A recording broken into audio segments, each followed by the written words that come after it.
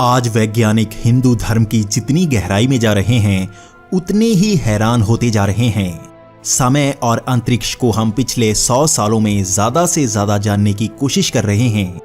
कई बातें जिन्हें सच माना जाता था उन्हें मिथ कहा जाने लगा, और जो कभी मिथ कहलाया करते थे अब वो सच्चाई बन चुके हैं। हिंदू धर्म ग्रंथ इसी का उदाहरण हैं, जिन्हें पहले प्राचीन कथाएं कहा जाता था, लेकिन आज उसी में विज्ञान को ज्यादा आधुनिक जानकारी मिल रही है। ऐसी ही थ्योरीज हैं मल्टीवर्स, पैरेलल यूनिवर्स और टाइम पैराडॉक्स।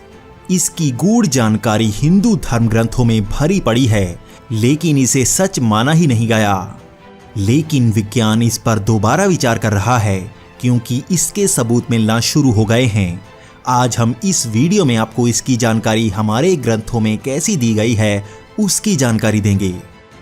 लगभग 100 साल पहले ये किसी को नहीं पता था कि इस ब्रह्मांड की रचना कैसे हुई, लेकिन उसके बाद बिग बैंग थ्योरी सामने आई।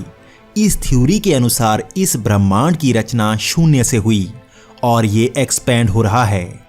लगभग 1 दशक पहले ही वैज्ञानिक इस बात को मानने लगे कि यहाँ पर सिर्फ एक ही ब्रह्मांड नहीं है, बल्कि हमारे ही ब्रह्मांड जैसे कई ब्रह्मांड यहाँ मौजूद हैं। इसे ही मल्टीवर्स कहा जाता है। अब तक वैज्ञानिक पार्टिकल फ्यूजन से इसके संकेत पा चुके हैं, लेकिन इसे समझ नहीं पाए हैं कि ये कैसे संभव होता है। ना ही वो बिग बैंग होने का कारक पता लगा पाए हैं।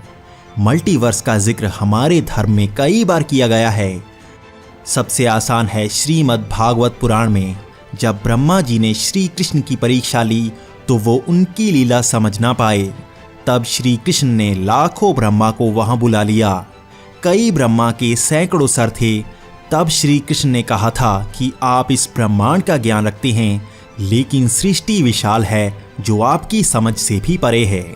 यहाँ पर एक ही ब्रह्मांड नहीं, बल्कि कई ब्रह्मांड हैं। मैं इस ब्रह्मांड में ही कई अवतार लेता हूँ। इसी तरह मैं इन ब्रह्मांडों में भी अवतरित होता ही रहता हूँ। हर ब्रह्मांड का समय और नियम अलग होता है। पश्चिमी वैज्ञानिकों ने आज पता लगाया है कि यहाँ मल्टीवर्स है, लेकिन हमारे धर्म ग्रंथों में इसे हजारों साल पहले बताया जा चुका है। इसी तरह है पैरेलल यूनिवर्स, जिसकी पॉसिबिलिटी को भी माना जा रहा है। स्ट्रिंग थ्योरी में इसके होने के सबूत मिलते हैं, लेकिन इसे समझा नहीं जा पाया है। लेकिन इसका जिक्र भी हमारे ग्रंथों में मिलता है। जब श्री राम का धरती लोक छोड़ने का समय आया, तब हनुमान जी ऐसा होने न देते। तब श्री राम ने एक अंगूठी को फर्श के एक छेद में गिरा दिया। हनुमान जी उसे ढूंढने आकार छोटा करके वहां गए। वो नागलोक का द्वार था। जब हनुमान जी नागलोक पहुंचे तो वहां लाखों की संख्या में अंगूठियों का ढेर लगा था। सारी ही अंगूठियां श्री राम की अंगूठी जैसी लग रही थी। वहां पर नागराज वासुकी से पूछने पर उन्होंने कहा, यह सारी अंगूठियां श्री राम की ही हैं।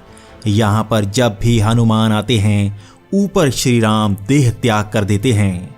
यह इस बात को दर्शाता है कि यहाँ पर हमारे ब्रह्मांड की तरह ही कई समानांतर ब्रह्मांड हैं, जहाँ पर लगभग हमारे ब्रह्मांड जैसा होता है।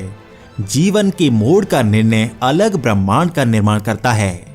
उदाहरण के तौर पर अगर कोई आदमी समय यात्रा करके अपने पिता को मार देता है तो उसका जन्म होगा ही नहीं।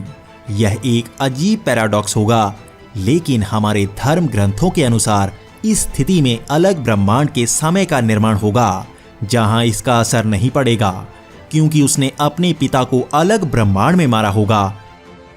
इसी तरह है समय, जिसे 100 साल पहले एक रफ्तार से चलता माना जाता था।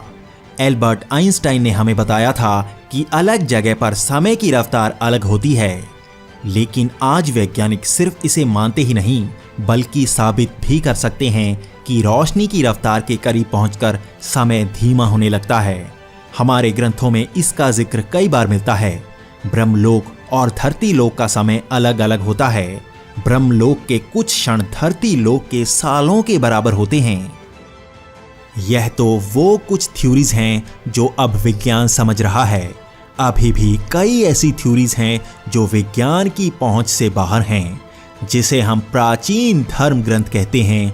असल में वो आधुनिक विज्ञान के स्रोत हैं जिसे गहराई से समझे जाने की जरूरत है। दोस्तों, अगर आपको ऐसे ही धार्मिक ज्ञान को मॉडर्न फिलॉसफी से देखना पसंद है तो कमेंट में बताएं। इसी के साथ हमारी वीडियोस में जाकर आप ऐसी ही ढेर सारी वीडियोस देख सकते हैं, तो हमारे इस चैनल को सब्सक्राइब जरूर कर लें।